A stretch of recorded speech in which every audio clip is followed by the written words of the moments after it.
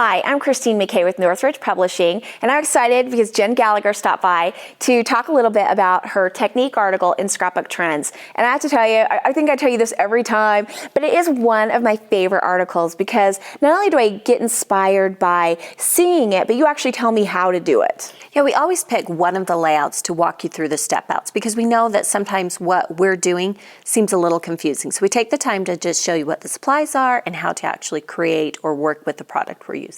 So what was the focus this month? This month we did acrylics. So acrylic shapes can be die cuts, they can be buttons, epoxy, anything with a clear coat so that you can see through it can be considered like an acrylic shape. Okay, now I have to be honest with you because when I go to the store and I see all the acrylic shapes, I think they're so cool and I love them, but then I get them home and I have a drawer of them.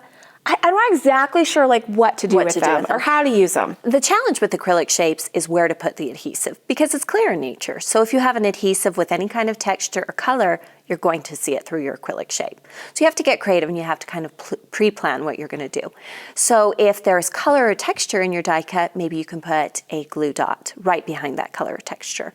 If it is something completely clear, you might want to use a more clear adhesive like glossy accents, which dries clear. And I think that you've told me, I think one time before we started, you were talking about with the clear glossy accents that you can actually do the entire shape because it's going to dry clear. Which is so cool because then you can't tell where the glue starts or stops. No, it's just a quick way. But you kind of have to decide and kind of get used and practice where your adhesive is going to go because that's the biggest challenge. And one thing that I've seen you do as well is not use adhesive, but rather attach it with like a staple or a brad or something like that. You can machine stitch. You just have to plan ahead of time so you know what you're dealing with and make sure those adhesives aren't showing. Okay, so I see some paint down there. I did bring some paint. This is one of the layouts that actually appears in the article. It's a different one than the step out one, but I wanted to give you an opportunity to have a step out in the article and show you something different today. Cool. So what I did is this is a die cut shape.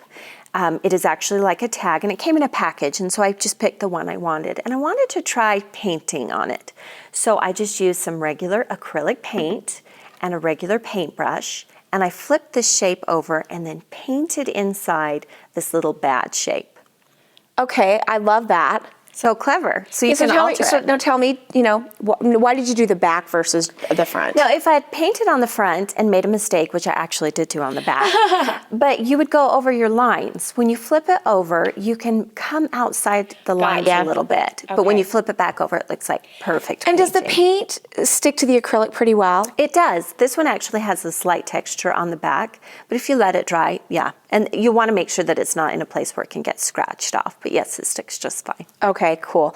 I'm really excited to try this out because, like I said, I have a whole drawer of different shapes and album covers at home, and now you've got my brain going with like the painting thing. I think there's some cool things that I can do. So, for more great tips and tricks and ideas on how to use acrylic shapes in your next project, you can check out the latest issue of the April Scrapbook Trends. It's on shelves now, or better yet, like I always say, you can go to northridgepublishing.com and get your very own subscription today.